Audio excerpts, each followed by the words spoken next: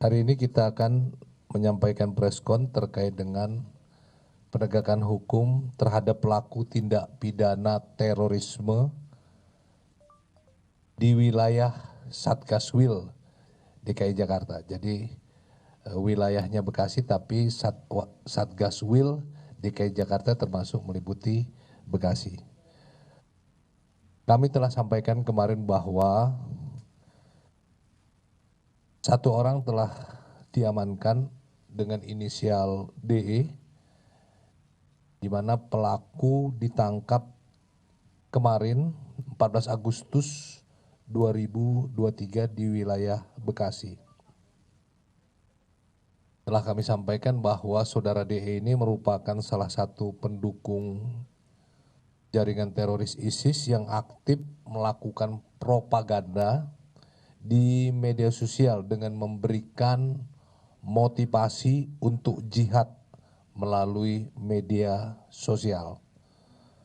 Pelaku memposting di medsos berupa poster digital berisikan teks pembaruan bayat dalam bahasa Arab dan bahasa Indonesia kepada pemimpin ISIS. Kemudian juga pelaku memiliki senjata senjata yang di depan rekan-rekan ini, senjata api baik senjata pabrik maupun senjata rakitan. Ada 16 pucuk senjata, 11 laras pendek dan 5 laras panjang . Jadi saya ulangi, ada senjata yang rakitan dan ada yang senjata yang pabrik . Kemudian selain 16 pucuk senjata, juga ada magazen, beberapa magazen dan amunisinya, amunisinya. Kemudian juga di situ ada PC komputer yang masih didalami dan beberapa barang bukti lain. Nah ini saat ini tersangka DE telah diamankan oleh Densus 88, kemudian Densus 88 Anti Teror Polri masih mendalami, masih mengembangkan kasus ini . Baik, untuk lebih detail penjelasannya kami persilakan Kombes Aswin untuk memberikan penjelasan. Waktu dan tempat kami persilakan. Assalamualaikum warahmatullahi wabarakatuh. Terima kasih, Jenderal. Mohon izin menambahkan sedikit. Pertama, yang perlu kami tegaskan bahwa DE adalah pendukung aktif dari Islamic State atau ISIS yang kita kenal dengan Daulah itu, Jenderal . Awalnya yang bersangkutan pada tahun 2010 itu pernah bergabung dengan jaringan Mujahidin Indonesia Barat. Itu pimpinan WM sudah pernah ditangkap. Namun setelah memang jamaahnya bubar, Jenderal. Jamaahnya menyebar. Salah satunya adalah saudara DE ini yang kemudian dengan bahasa kita menjadi berselancar bebas di memanfaatkan ruang sosial media. Pada 2014 DE pertama sekali menyatakan baiat kepada Amir ISIS. Dari situ mulai dia melakukan aktivitas-aktivitas persiapan-persiapan, Jenderal. Jadi yang bersangkutan melakukan latihan, kemudian melakukan pengumpulan peralatan-peralatan yang dibutuhkan. Nah, yang bersangkutan itu memang sangat aktif di sosial media sampai beberapa akun sebelumnya itu sudah di-report dan ditutup oleh Facebook maupun YouTube karena diduga mempropaganda aksi terorisme. Namun yang bersangkutan seperti biasa yang lainnya berganti akun lagi, kemudian dia memposting lagi dan lebih privat belakangan ini. sekitar 3 minggu ke belakang, ini puncaknya bahwa yang bersangkutan terlihat girohnya semakin tinggi dengan menyebarkan ajakan atau himbauan untuk amaliyah atau untuk melakukan aksi terorisme. Sehingga pesan-pesan itu disebarkan secara private menggunakan timer message, sehingga ketika sampai di si penerima itu dibuka dan langsung hilang dari server atau dari jaringan.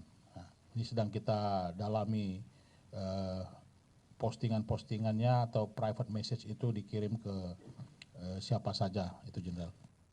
Nah, kita kemudian mengamankan yang bersangkutan setelah memprofiling. Yang bersangkutan memiliki juga akun di marketplace ya, di salah satu akun penjualan online yang dikamuflasekan oleh yang bersangkutan penjualan diecast gitu ya, mainan militer yang berkaitan dengan perlengkapan. Ada gear, ada baju-baju taktikal, perlengkapan taktikal, kemudian ada lain termasuk senjata ini. Nah, dalam pemeriksaan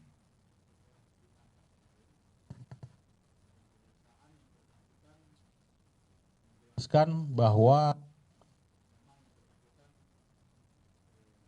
inspirasi karena memiliki giroh setelah melihat aksi pemberontakan atau kanan dari Mako teroris di Mako. Ini dalam keterangannya ini masih kita dalami, Jenderal. Sehingga yang bersangkutan melakukan latihan-latihan, ya, udah beberapa kali melakukan latihan, ya, kemudian memiliki rencana atau niatan untuk melakukan aksi kembali ke Makobrimob yang di Kelapa II dan Makobrimob yang di Jawa Barat. Juga terhadap beberapa markas tentara yang sudah dikenali atau ditandai, diprofiling oleh yang bersangkutan.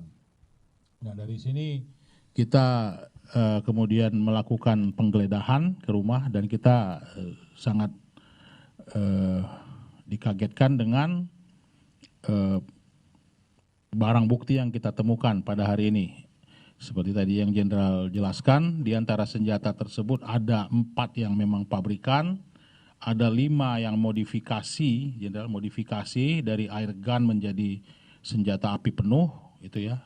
Juga ada 2 pen gun itu yang bisa isinya 1 peluru tuh, Jenderal, kemudian ditembak langsung ke badan dalam jarak dekat gitu ya, pen gun.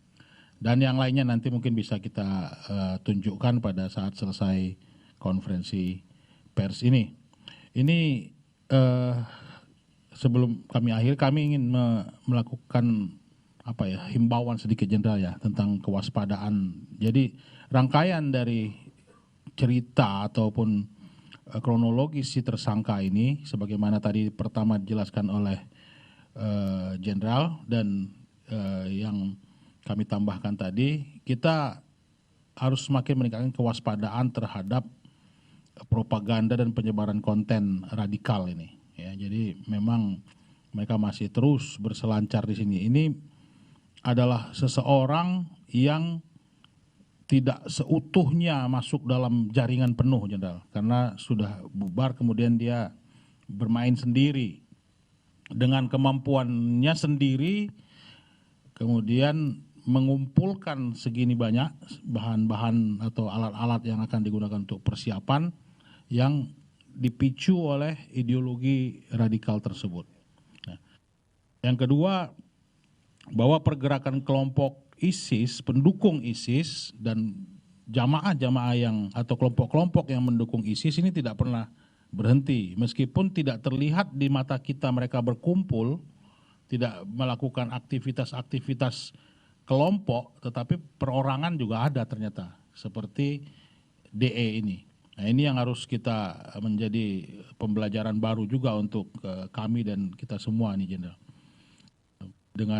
Dengan adanya senjata ini, mari kita lihat bahwa bukan cuma senjata pabrikan yang berbahaya, tapi modifikasi yang dari senjata air gun ataupun airsoft gun itu, Jenderal, itu juga dapat ditingkatkan menjadi senjata api dengan kemampuan,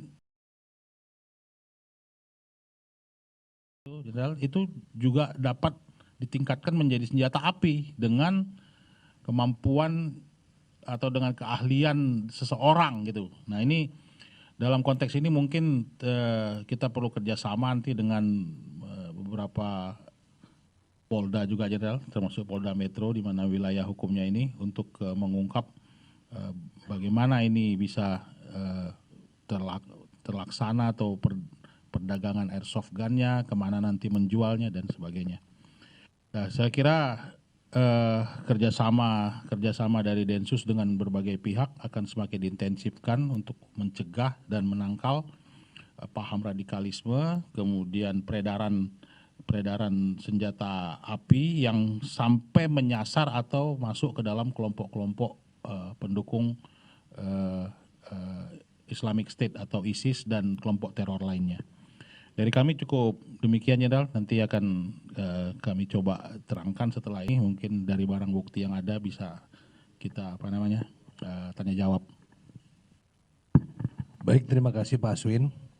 Tadi dijelaskan oleh Pak Aswin ya, bahwa kasus ini ditangani oleh Densus 88, tetapi juga tentu akan ada kerjasama dengan Polda Metro Jaya terkait dengan senjata api ya.